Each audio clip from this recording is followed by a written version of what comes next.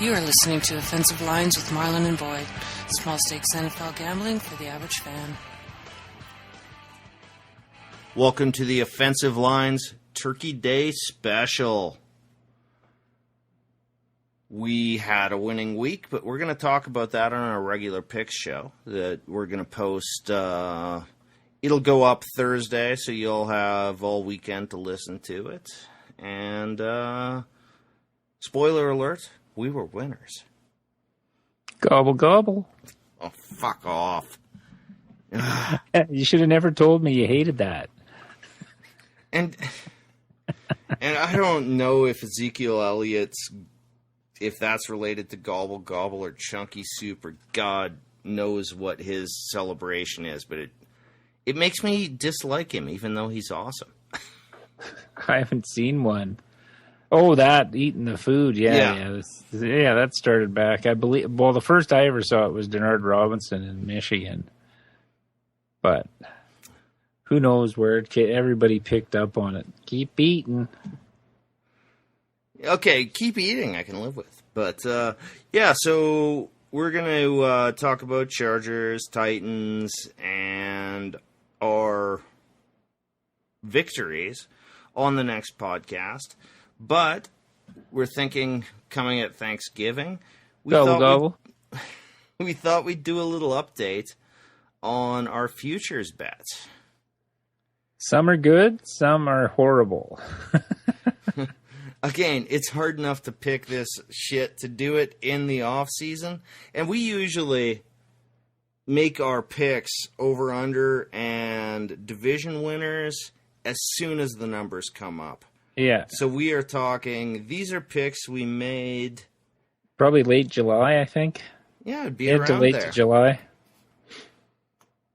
Somewhere in that range. Okay. So I don't have the list of them here, Boyd. So, okay. So first one, Arizona Cardinals to win division. $5 would have returned 13. They're offering us a cash out of 87 cents on our $5 bet. I say we cash out. Take it. There's no hope there. Cashing out. I can recall in our podcast for this that I said this was one case where we should probably just back the favorite in Seattle. Yeah. But the favorite in Seattle paid not a hell of a lot. So, well, Arizona won the division last year. Yeah. I didn't think they'd have a big a drop-off. I thought it'd be a dogfight. I wasn't thinking, it's a slam dunk or anything, but I thought it would be like last year. Last week you referenced me bringing up will Carson Palmer recover? Yeah. That was the first podcast where I put up serious questions about how he dealt with that Carolina. And I didn't like the way the team covered it up in All or Nothing. They talked about that game, and no one mentioned his 6 turnovers. Well, I think everybody knew he fucked up. Every time they had a chance to get back in that NFC Championship game, he'd throw a pick. Yeah. So. Well, and I think Patrick Peterson fumbled a huge punt return. Punt, yeah. So there were lots of things, but, well, again, early bets. Yeah, we're only down 4-13. All right. So our next bet was the Vikings to win the NFC North. $5 will pay 14 if they can win it. They're offering us $5.10 to cash out. I say we hold off on that. I agree. It's between them and Minnesota and Detroit. Because I think Green Bay's out. I think they're done. Yeah, they're still live, but this is such a dogfight. So what's Minnesota now? 7-4, I guess. 7-4 or 6-4? No, 7-4. They got to be. No, they're 6 and. Hang on, they're 6-4. I think the same as Detroit, 6-4. But Detroit has the tiebreaker on them currently. Because Detroit had that absurd comeback against them. Right. So this game, they're going to offer us about $1.50 if Detroit wins on Turkey Day. So this may be tipping our hand as to where we're leaning for that bet. Well, it doesn't mean we're going to bet it. Oh, yeah, it does. Sorry, Mitch. If we think we're going to take Detroit, we cash this bet out, take our 10 cents profit, and roll. But I will tell you, I'm kind of leaning, and I'll explain that later in the picks portion. I was too. So, okay, so we're hanging on to that one. Okay. Next is Kansas City Chiefs to win the AFC West. $5 would pay $14.50. They're offering us $3.87. And the Chiefs are one game out of first, and they hold the tiebreaker on Oakland. I'm still tempted to cash this, Boyd. I know have the way not Kansas City looked. I have not liked the way they've looked for a month. That efficient offense is not there anymore. Alex Smith, one thing you could usually count on him to do was not make mistakes. I see him sailing balls. I don't see his accuracy being there. Another brutal red zone pick against Tampa Bay last week. Yeah. I'm tempted to cut our losses. Yeah, I'm with you. Particularly with the Raiders and Denver. Yeah. If they were only chasing the Raiders and there was no other team in the fight, I would hang on. Yep. But they've still got a game left with the Raiders. We think, too, with the Broncos. So, yeah, that's not looking good. So, yeah, we might as well cash out, save a little money. Take our loss on that. And so we cashed out. $3.87. Okay, this one we don't need to talk too much about. Cincinnati Bengals to win the NFC or the AFC North. $5 to pay $13.50. They're offering us 80 cents, and I say we take it and move on. Yep. Well, okay, we weren't. The Ravens are better. Well, I don't know if they're better than we thought. They have a better record than we thought. Otherwise, Pittsburgh's going to make a run. I still don't believe in the Ravens. I brought them up as a dark horse because they were paying something like 8-1. But do you know what? If we'd made that bet and they were offering to cash it out right now, I don't care the price, I'd still cash it out. Yeah, so I do not believe in the Ravens at all. The defense is legit, I think. Yeah. Flacco's a fucking disaster. Well, did you see what Ray Lewis said about him? Yeah. Good what did he say? Smart, but has no passion. Well, so the opposite of you. See, I thought that was an insult, and then I realized you were talking about Ray Lewis. Yeah. Well, that's what I was going to point that out, too. It's usually we have nothing but derision for anything Ray Lewis says. Yeah. So, okay, so I cashed that out. We're down about $10. Okay. On division winners. So far, we've cashed out 3 for around roughly $5, $3.87 and $1.67. So we're down like 9 and change. Now, this next one, that's what makes this next one interesting, seeing we're only down $9. We have the Cowboys to win the NFC East, our legacy bet, which we didn't think they had a shot at winning the division at the start of the year. Yeah, when Romo broke his back, we just thought, oh, all right, that's...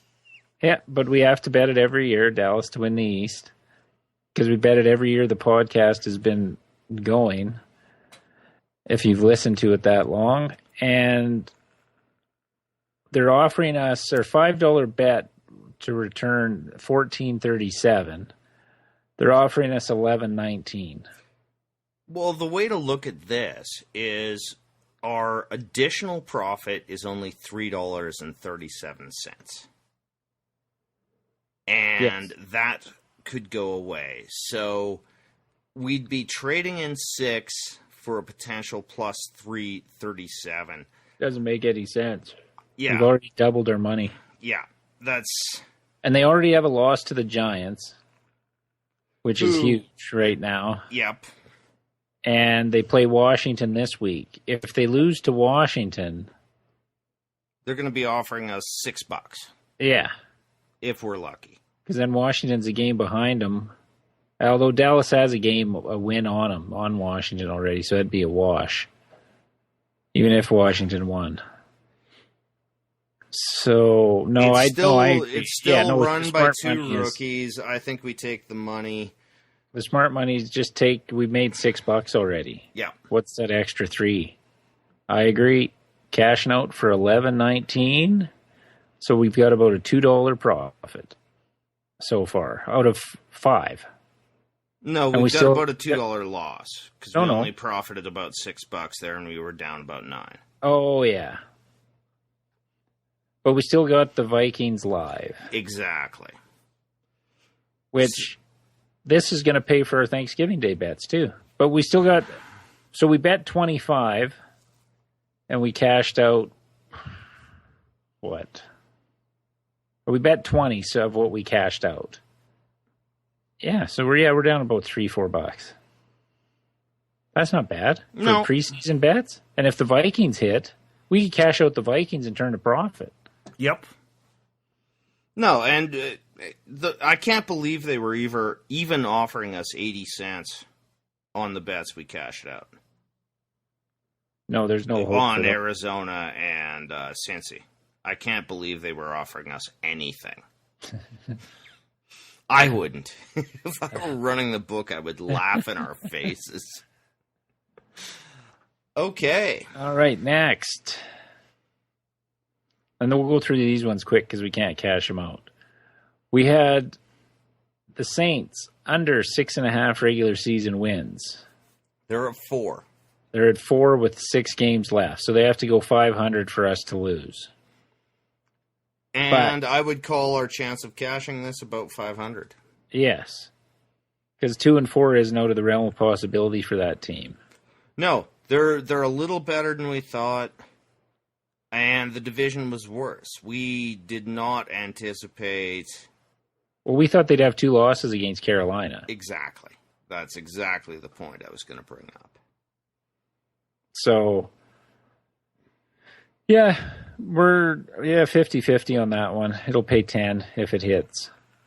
I'm not going to try and do the math because they're not giving us a payout on these. So yeah. Okay, then we have the Tampa Bay Buccaneers over 7.5. They are 5-5.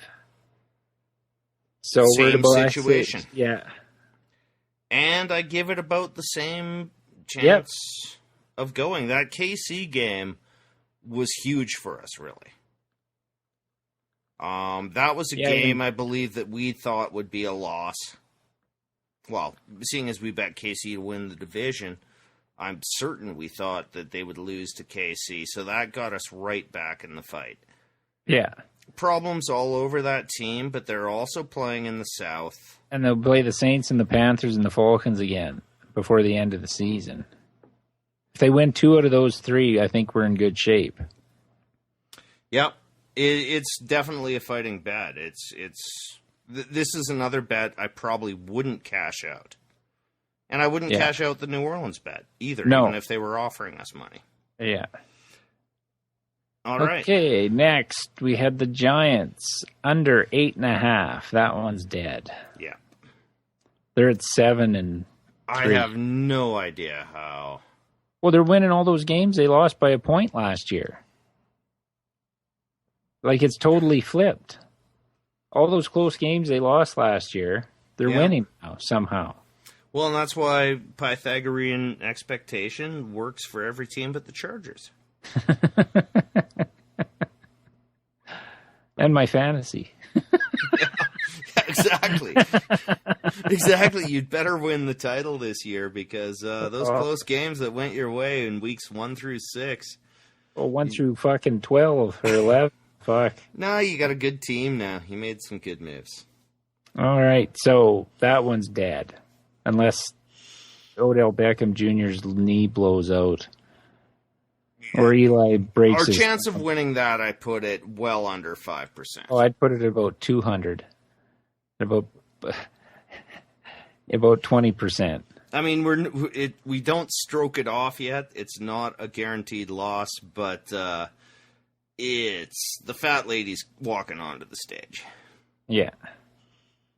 This next one, I think, was our best preseason bet, as it turned out, because it's already cashed, even though they haven't paid us yet.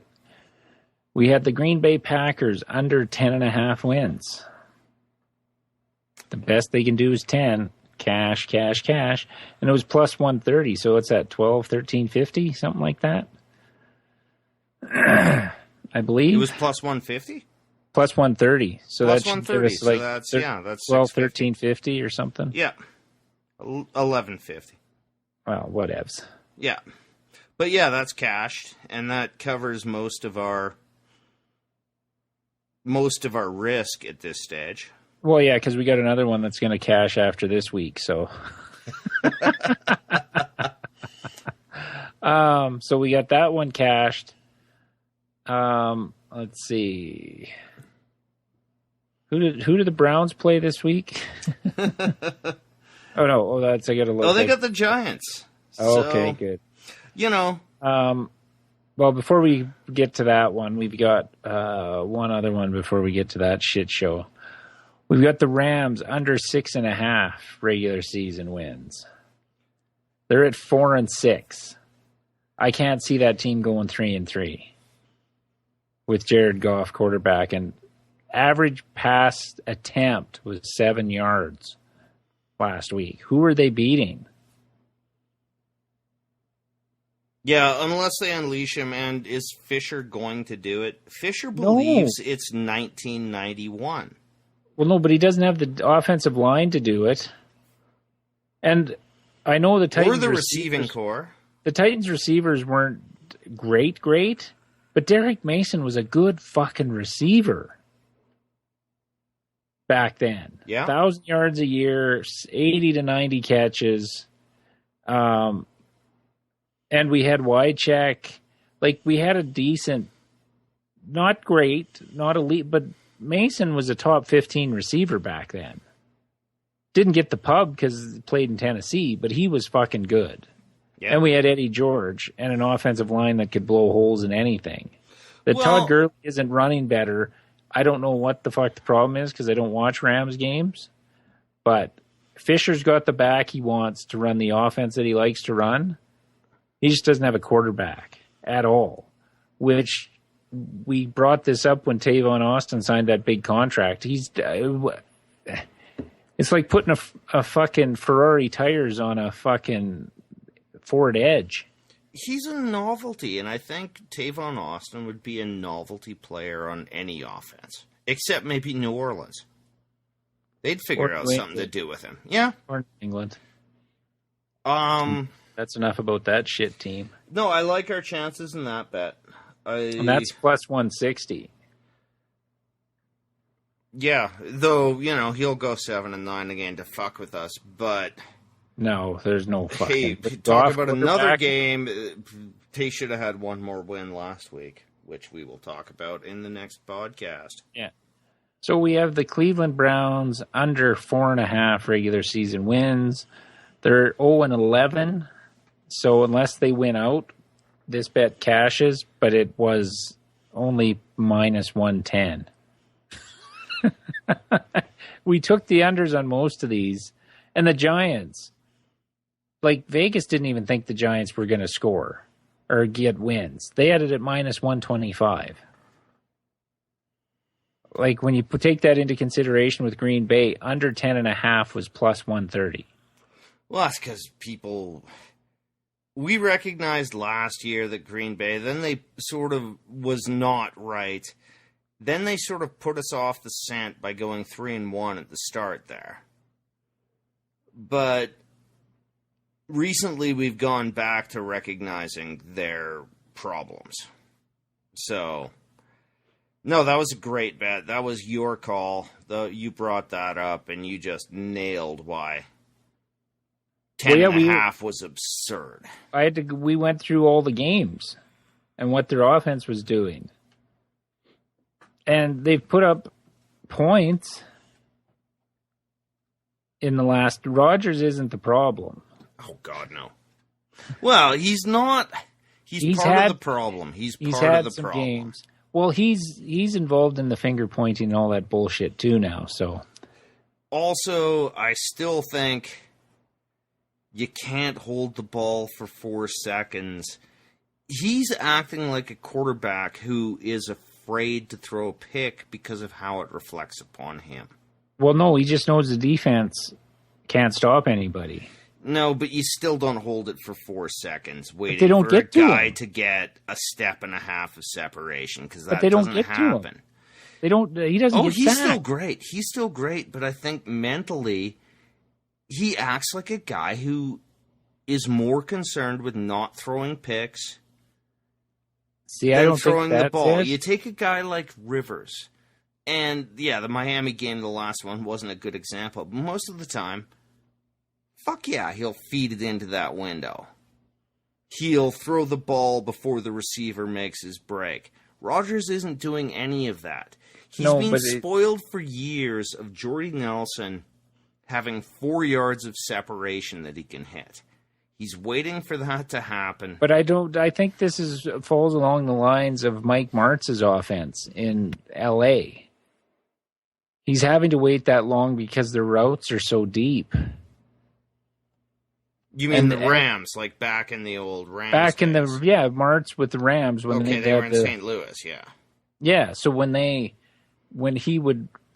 Warner'd get killed, because they'd hang on. Well, Rodgers isn't getting killed because the offensive line pass protects like a bitch for the most part. Well, and he moves around so beautifully. I was going to say, anytime somebody gets through, he avoids it anyway.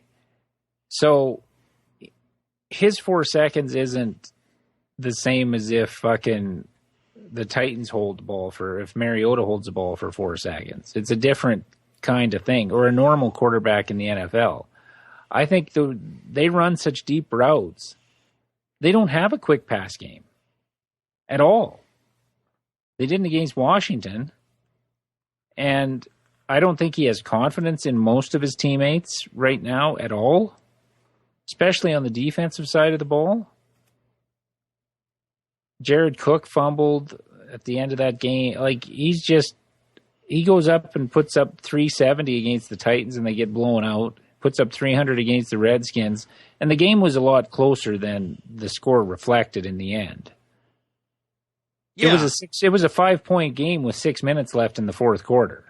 But this has been happening for a while. I mean, I can cite last year where Phillip Rivers threw for 500 and lost.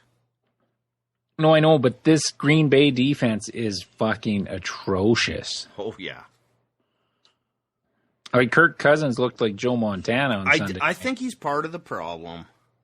Just his attitude. He's not leading. He's not. Yeah, he's not leading, and he's also not willing to throw the risky ball. But who could? Yeah, his touchdown to interception ratio is still awesome. But look at Brady. I mean, even watch that game against San Francisco. Brady was throwing dangerous balls under heat and throwing them because he knows that 75% of the time that's going to work out. If it doesn't work out, it's 1 and 4. He throws a pick, it gets knocked down because Brady doesn't give a fuck about stats. I think Rodgers is more concerned about the defense. That's just me. I think he's more concerned if you give up a short field, you haven't got a hope. Maybe, my opinion, it looks like a stat padding quarterback. And that he's got all the accolades already. Everybody thinks he's fucking fantastic. Well, I don't think he's worried about his reputation. A couple more years like this, that's going to go away. But they're still not putting it on him, though. I don't think that's in his head. He still gets all the praise. Well, he gets all the praise because they'll point, it's not his fault because he's thrown 21 TDs and 3 interceptions. Yeah, but they're still putting up 30 a game. So how can it be his fault? Actually, they aren't. Like, it's in the mid-20s, which for a quarterback like that, shouldn't be. The lack of the running game is killing him, too. I'm not putting it all on him, but I do think he's I don't part like of his the leadership issue. here. I don't think he's padding stats. I just don't like how he's finger-pointing. Oh, everybody needs to look in the mirror and fear they could lose their job. Yeah. That's bullshit when you know you're the one guy. Oh, no, he's not going to lose his job. I think he's worried about his legacy at this stage. But that's neither here nor there. So, get off that. Rams, I'd say we're about 65% to win that. Yeah. Okay. And the Browns is 100% to win that. Yeah. Though you know what's going to happen. The Giants will win the next game. Cleveland takes a bye. And then their sole victory will be against my San Diego Chargers. That's where everybody's pointing at. And about when I was in the States, I was watching SportsCenter, and that was the guy's pick. He said they got to fly across the country in a game that means nothing in the cold. Yep. It's setting up for yet another kick in my heart. Okay. Oh, I hope that happens. Yeah. Doesn't matter anyway. I'll blame it on Gene Spanos somehow. Sure. All right. Gobble, gobble time. Okay. So what we do, we're doing things a little bit differently this year.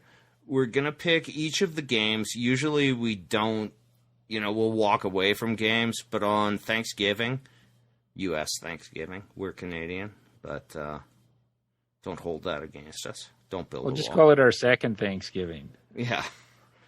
Because Mitch always cooks up turkey. I get a full Thanksgiving feast. But we bet all the games, and this year what we're going to do is then take those 3 picks and put them into a $2 Trixie bet. Which, if you're not familiar, means that we need at least 2 of the teams to win. If that happens, we'll probably get roughly our bet back.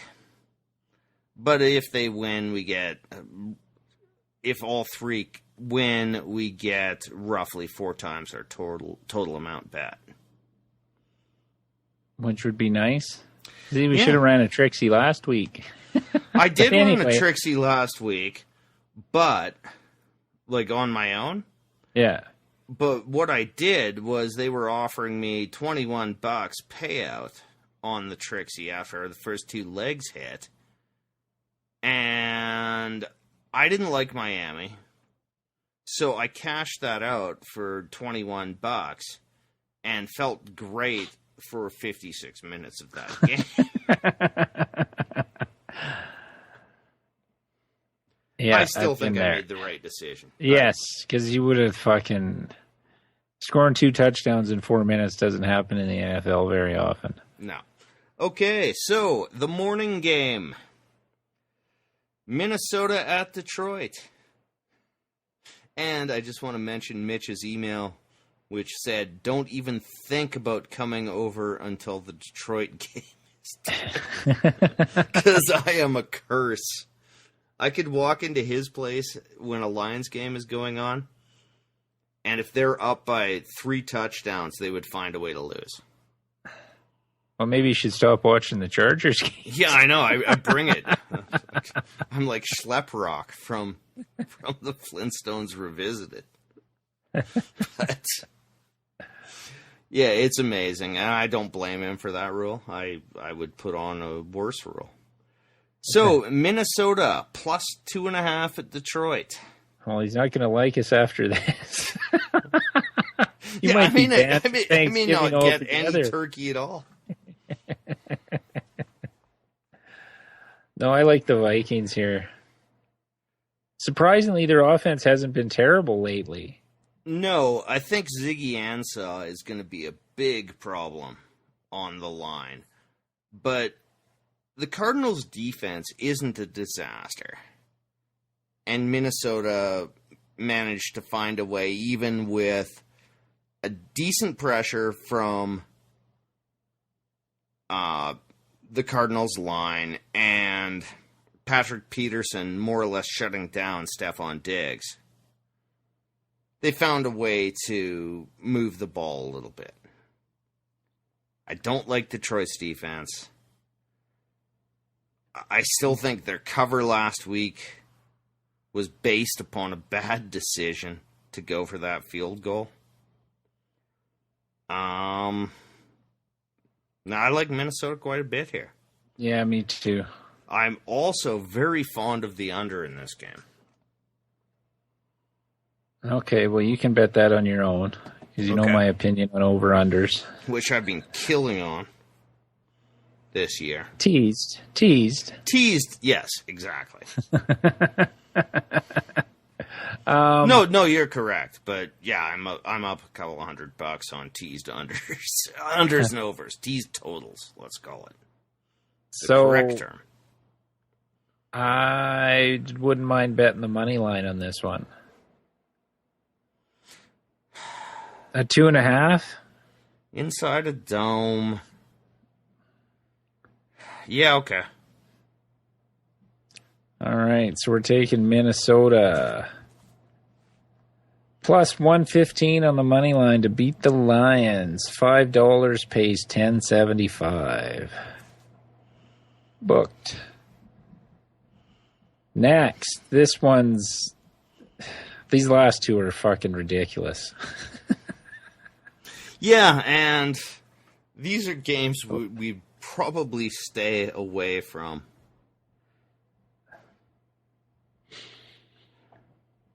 Now, I'm still writing down the money lines.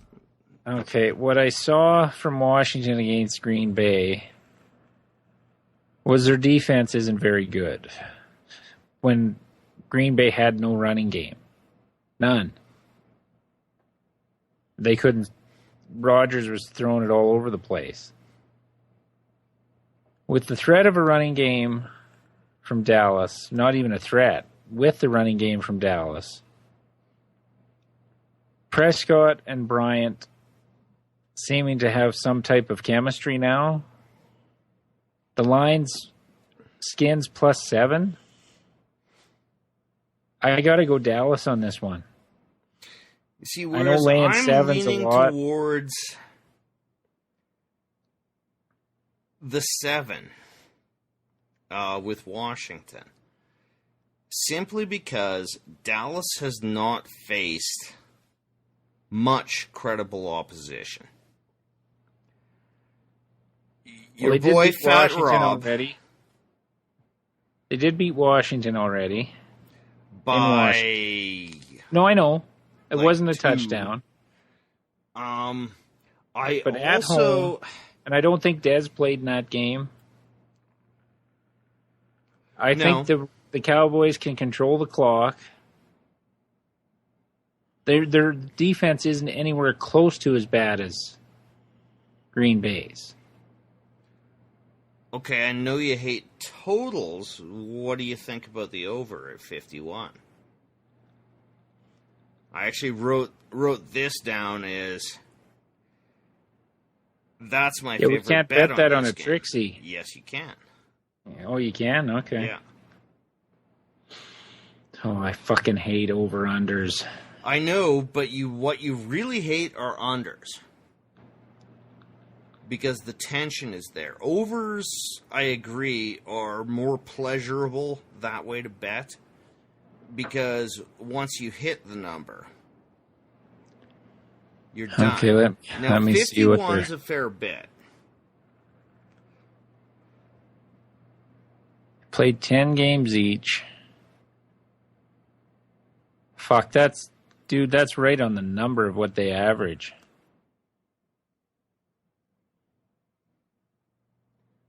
Dallas is going to start to pull back from overrunning Zeke. You're right. It's going to be a passing game because they can exploit Washington's secondary. Kirk Cousins was a fucking god on Sunday night. Admitted, and is Dallas' secondary a whole bunch better than Green Bay's? Okay, do we want to take into account the really short time for Washington? Late Sunday and early Thursday? That's an excellent point.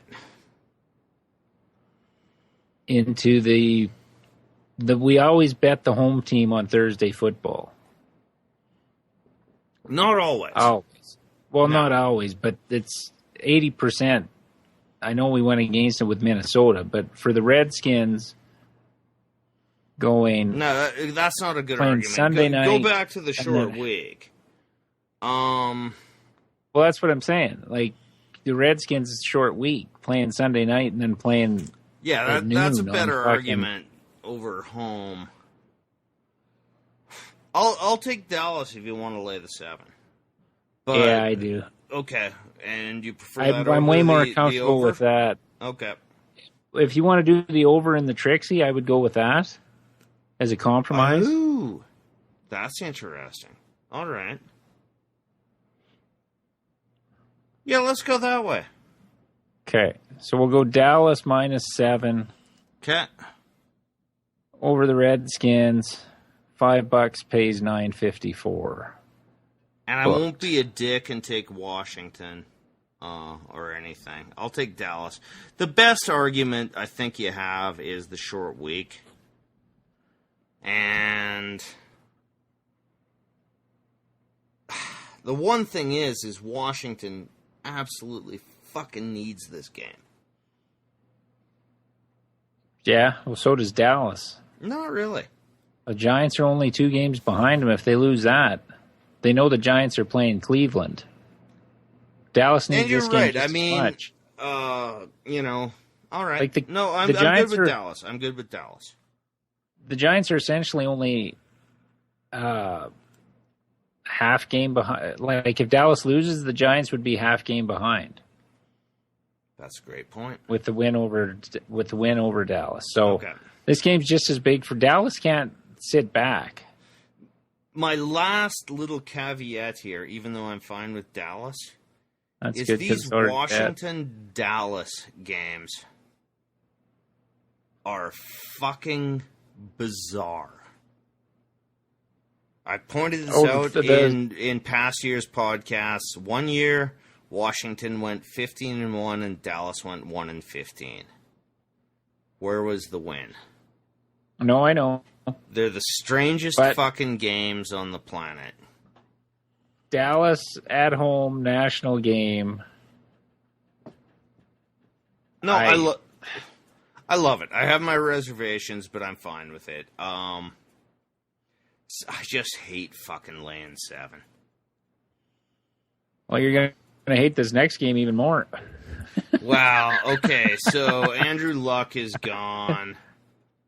We assume, because when I checked it this afternoon, it was off the board. It had opened at Pittsburgh -3, and I was so excited last night. Then it got pulled because Andrew Luck only pretended not to have a concussion long enough to fuck me out of $350. Do you have any idea when this concussion occurred? No. He did get knocked down once and bang his head on the turf, but no, he never stayed down, or there was not a play in the Titans game where medical staff had to look at him. I saw him interviewed after. There was no mention of it. He made jokes in his press conference afterwards. But concussions are a weird thing. You might have started getting headaches Monday. Oh, I know. By the way, I'm not doing it. I'm just still pissed off about my loss because I still think Tennessee is better than Indy. And Pittsburgh is certainly better than Indy. We got to lay the 9. We got to lay the 9. Okay, so you just made a thing we always take home teams. Okay, Indy with Andrew Luck are bad. That defense is fucking horrible. That's the one thing I can't figure out in that Titans game, which we'll talk about later. was how they only managed to put up 17 points. Yeah. I don't know how they cover Antonio Brown. I don't know how they stop Bell. No, I can't argue with it. I hate this bet. This is never a bet I would make if it wasn't because it's so much more fun to have the tiniest bit of action on every Thanksgiving game. Do we want to just take them on the money line, even though it's shitty? The Steelers is minus 425, but we're going to win it. No, let's lay the 9. Get some sort of return here. Because if we put $5, we win what? We win $1. Yeah. I'm not going to do that. What happened to our win's a win's a win? No, I just busted your balls. I don't mind taking the Steelers here at 9 at all. With a backup quarterback playing, I don't even know who the fuck it is. It's... Yeah, exactly. I saw the name today, too. So we've got the Steelers minus 9. $5 pays $9.76. Oh, what did it? Oh, it says the odds have changed. Well, what did it change to? It doesn't say anything. Oh, we get minus 105. Ooh. That's because 9's a fucking monster to lay. Yeah, but it just changed. Yep. So, yeah, we better book this before it changes to 9.5. Yeah. So we have the Steelers minus 9 at Indy. Recap for me, sir. Okay, we have Minnesota on the money line. 5 pays $9.75. I did not get the payout at laying the points in Dallas. Oh, 9.76 or something. Or no, 9 something. I don't. Fuck, dude. Okay. Hang on. Let me pull it up.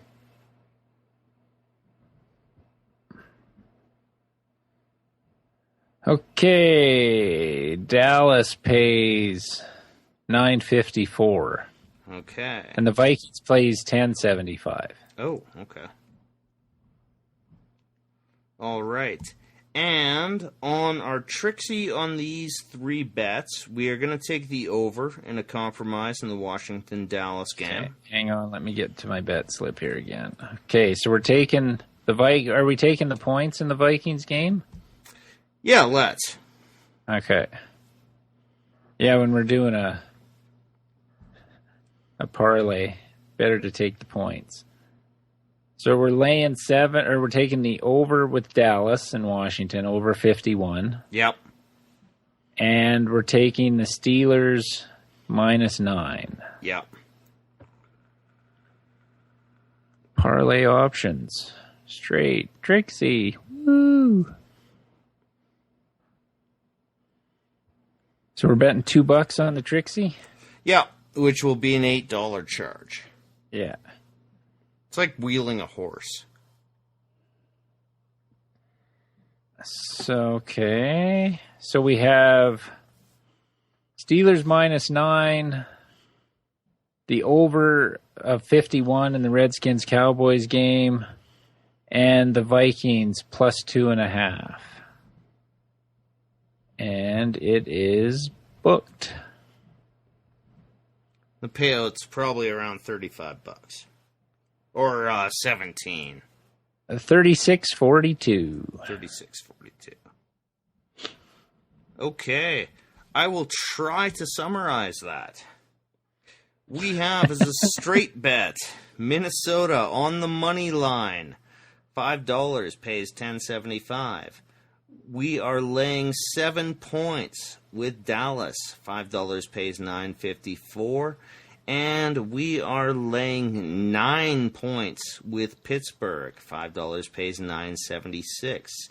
We also have an active Trixie with Minnesota plus 2.5, Dallas over 51, and Pittsburgh laying 9 again. The Trixie pays $36.42. But if we get the first two legs, I'll tell you, I'm going to be calling you to cash that bitch out.